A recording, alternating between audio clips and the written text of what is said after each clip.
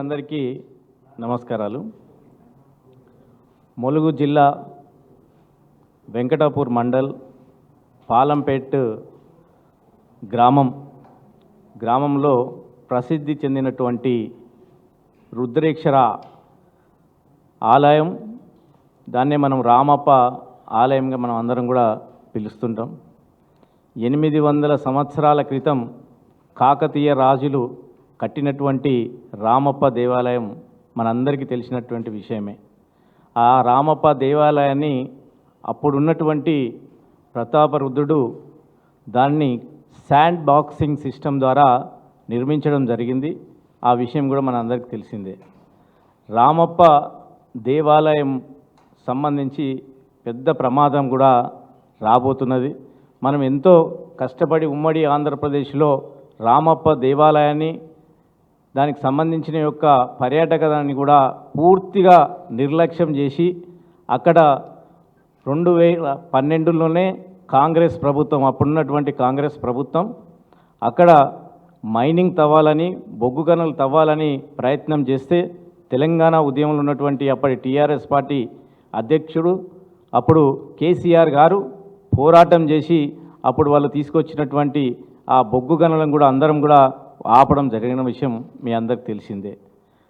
అనంతరం ఉద్యమాల తర్వాత తెలంగాణ ప్రభుత్వం వచ్చిన తర్వాత కేసీఆర్ గారి నాయకత్వంలో ఉమ్మడి ఆంధ్రప్రదేశ్లో నిర్లక్ష్యం పడ్డటువంటి రామప్ప దేవాలయాన్ని ప్రపంచం మొత్తానికి చెప్పడం కోసం 2015లో కేసీఆర్ గారి నాయకత్వంలో అప్పటి ప్రధానమంత్రి అయినటువంటి మోడీ గారిని కలిసి రామప్ప దేవాలయాన్ని యునెస్కో ద్వారా ప్రపంచానికి తెలియదని రిప్రజెంటేషన్లు ఇవ్వడం, దాని తర్వాత యునెస్కో సంబంధించిన ప్రతినిధులందరూ కూడా 2016, 2017, 2018, 2019 కూడా ఆ యొక్క దేవాలయానికి వచ్చి ఆ ఒక్క పరిస్థితి ఎట్లా కట్టారు, శాండ్ బాక్సింగ్ సిస్టమ్ ఏంది, అప్పుడు కాకతీయులు నిర్మించినటువంటి దాని యొక్క పరిసరాలు ఏంది, ఆ బ్రిక్ ఏంది, అవన్నీ కూడా పరిశోధనలు చేసి 2021 జూలైలో యునెస్కో గుర్తింపు పొందిందని కూడా ప్రపంచానికి చెప్పడం అనేది మనందరికి తెలిసిన విషయమే.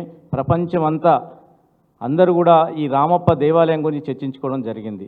ఈ రామప్ప దేవాలయం యునెస్కో వచ్చిన తర్వాత ప్రధానమంత్రి గారు ట్వీట్ చేయడం, మన రాష్ట్ర ముఖ్యమంత్రి గారు అందరికీ కూడా శుభాకాంక్షలు చెప్పడము, కేంద్ర మంత్రులు రావడము, రాష్ట్ర మంత్రులు రావడము, అప్పుడున్న అందరూ కూడా నాయకులందరూ కూడా, ఎందుకంటే ఉమ్మడి ఆంధ్రప్రదేశ్లో ఒక్కదానికంటే ఒక్కటి దేవాలయానికి కానీ ఏ కట్టడాలకు కూడా యునెస్కో రాలేదు.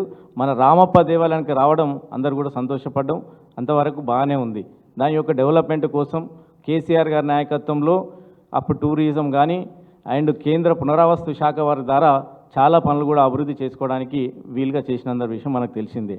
కానీ నిన్ననే మీకు తెలిసిన వార్త ఏంటంటే ఈ యొక్క రాష్ట్ర ప్రభుత్వం, కాంగ్రెస్ ప్రభుత్వం అక్కడ రామప్ప దేవాలయం దగ్గర ఈ బొగ్గు గనులు నిక్షేపాలు ఉన్నాయని, ఆ నిక్షేపాలను తవ్వడం కోసము ఉటిన దొంగచాటున అన్నీ కూడా అనుమతులు తీసుకొచ్చుకోవడానికి ప్రయత్నాలు చేస్తుందని మా దృష్టికి రావడం, అక్కడ ఉన్న రైతులను కానీ అక్కడ ఉన్న ఫారెస్ట్ ఆఫీసర్లను కానీ అందరినీ కూడా అక్కడ ఉన్నటువంటి ములుగు కలెక్టర్ గారు అన్నీ కూడా వరుసగా సింగరేణి అధికారులతోటి రోజువారీగా మీటింగులు పెడుతూ తొందరగా ఎవరికి తెలియకుండా తీసుకొచ్చి అక్కడ అనుమతులు తీసుకొచ్చి ఓపెన్ క్యాస్ట్ మైనింగ్ చేయాలనే ప్రయత్నం, దుర్మార్గమైన ప్రయత్నం జరుగుతుంది.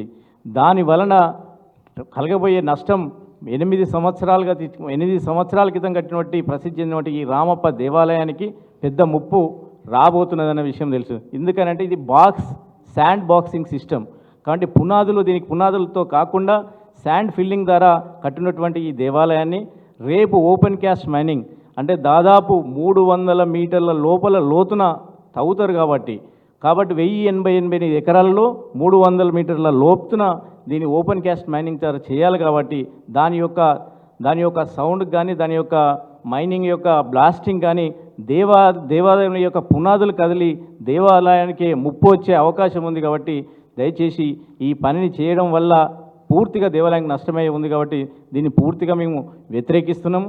ఓపెన్ క్యాస్ట్ మైనింగ్ అనేది మామూలుగా రాజస్థాన్లో ఉన్నటువంటి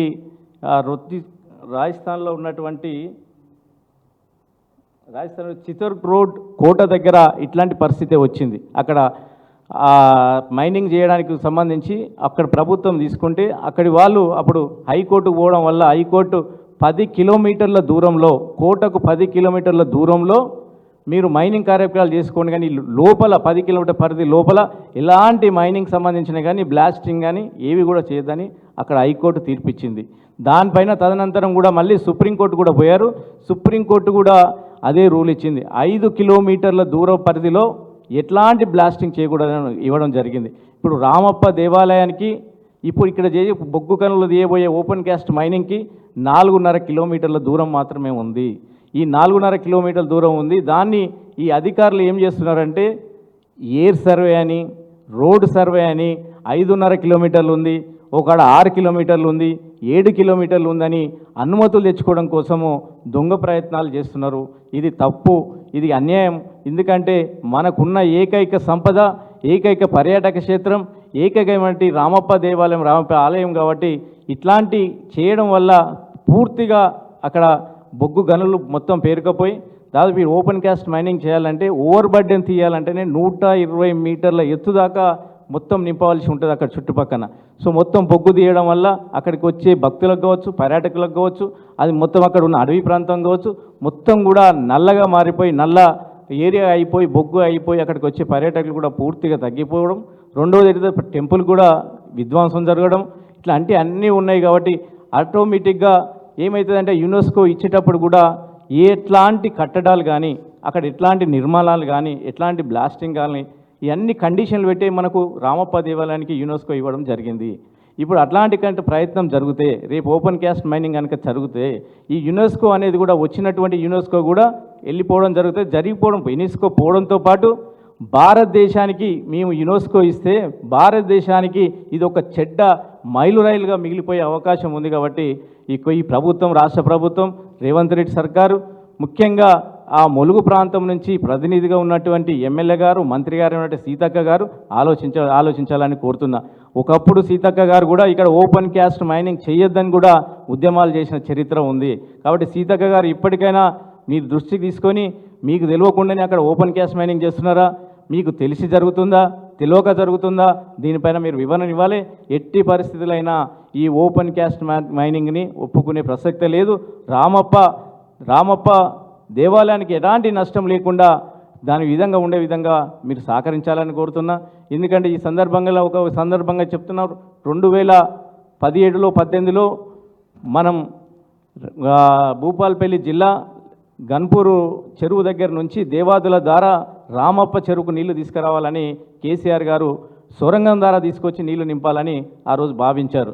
అప్పుడున్న కేంద్ర పురావస్తు శాఖ వారు సొరంగం చేయడం వల్ల లోపల బ్లాస్టింగ్ చేయవలసి ఉంటుంది కాబట్టి దేవాలయానికి ఇబ్బంది అవుతుందనే దాంతో ఓ రిపోర్ట్ ఇస్తే దాన్ని పైప్ లైన్ ద్వారా తీసుకొచ్చి నీళ్లు మన రామప్ప చెరువులో నింపుకోవడం జరుగుతుంది, దేవాదుల వాటర్. కాబట్టి మేము అప్పుడే కేంద్ర పునరావాస శాఖ ఇచ్చిన నివేదిక ప్రకారంగా సొరంగాల్లో బ్లాస్టింగ్ చేస్తానంటేనే మేము విరమించుకొని పైపు ద్వారా తీసుకొచ్చి నీళ్ళు నింపినాం. కాబట్టి దేవాలయానికి ఎలాంటి ఇబ్బందులు రాకూడదని చూసుకున్నాం. కాబట్టి ఈ రాష్ట్ర ప్రభుత్వం, రేవంత్ సర్కార్ ప్రభుత్వం దొంగచాటున ఇట్లాంటి పనులు చేయకూడదని, ఒకవేళ మేము ఎన్ని చెప్పినా మేము దేవాలయంకి ఏమైనా మేము మొండిగానే పోతాం, మొండిగానే చేస్తామంటే ఖచ్చితంగా మేము కోర్టుకు కేటీఆర్ గారితో మా వర్కింగ్ ప్రెసిడెంట్ కేటీఆర్ గారితో మాట్లాడడం జరిగింది. కేటీఆర్ గారు చెప్పారు న్యాయపరంగా ఏ విధంగా అంటే అంతవరకు పోరాడడానికి సిద్ధంగా ఉన్నామని చెప్పడం జరిగింది. మరొకసారి కేటీఆర్ గారిని ఉమ్మడి జిల్లాలో ఉన్నట్టు వరంగల్ ఉమ్మడి జిల్లా ఒక నాయకులము అందరం కూడా మళ్ళీ కలిసి దీనిపైన క్షేత్రస్థాయిలో మరోసారి ఉద్యమం చేయడానికి ఓపెన్ క్యాస్ట్ మైనింగ్ అడ్డుకోవడానికి మేమందరం కూడా కేటీఆర్ గారి నాయకత్వంలో ఒకసారి చర్చించుకొని దానిపైన క్షేత్రస్థాయిలో ఏ విధంగా అడ్డుకోవాలన్న కూడా ప్రయత్నం కూడా తప్పకుండా చేస్తాం. దయచేసి ఇప్పటికైనా అక్కడ ఉన్నటువంటి సీతక్క గారు, మంత్రి అయిన సీతక్క గారు, ముఖ్యమంత్రి రేవంత్ రెడ్డి గారికి మరొకసారి రిక్వెస్ట్ చేస్తున్నా, మనకు ఉన్నటువంటి తెలంగాణలో రామప్ప యొక్క ప్రసిద్ధిగాంచినటువంటి రామప్ప దేవాలయం యొక్క కట్టడాలకు ఇబ్బంది అవుతుంది. కాబట్టి ఓపెన్ క్యాస్ట్ యునెస్కో కూడా పోవడం జరుగుతుంది. యునెస్కో వాళ్ళు కూడా ఓపెన్గా వాపసు తీసుకుంటారు.